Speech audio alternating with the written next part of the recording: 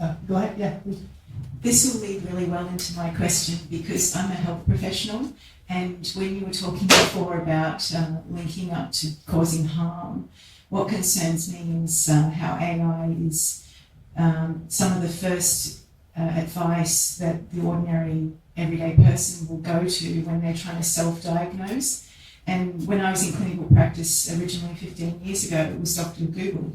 And we used to joke, by the time they got to see someone privately, like I was in one-on-one, they were pretty sick and they'd been taking the wrong advice for years. And what concerns me is like AI is now giving inaccurate diagnosis, and so that's, I don't know how, Christine, you probably have an idea on this one.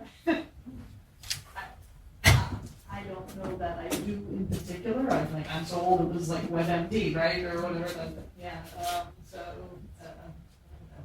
in any case, but we're going to keep coming back to like these critical thinking skills, and AI as a force for good is going to let us keep being human. It is intoxicating that in our pockets is the ability to like, is that a runny nose or is that the plague? And I'm going to go with plague. So the people who are our students and those that we have the ability to train, how are we changing the curriculum and retrainings and the touches that we can have in partnerships with healthcare providers to recognize that that's happening, and with the human touches, like cut through that so much faster, right? And talk that language to individuals faster and recognize maybe that that's happened, right? This is going to be so sweeping and so comprehensive, the entire repertoire of things that are happening. And getting out of, and like, there's exciting pieces of this too. So there's yet another college in Middletown called Toro that is training physicians. So this isn't exactly like my jam, but I think about what is AI going to do, because for the past decade, like when we all see our general practice physician, right, it's all about like, does that person ever touch me, or is it just like a quiz, like it's a quiz show, right? Which we know that's all generating data and it's all going into something else, but like, there's so much that can happen.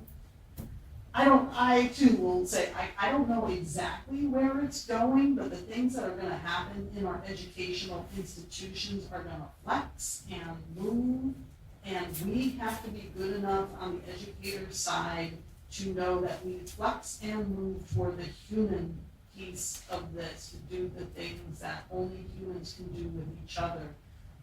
So as the language models get better, and the data that it gets to is more valid and truthful, that we can train people in the spaces that get created. What I mean by that is there more time that we can do more lab skills, more co-ops, more internships, more like we've got more time for that rather than being in the classroom all the time. And does that help?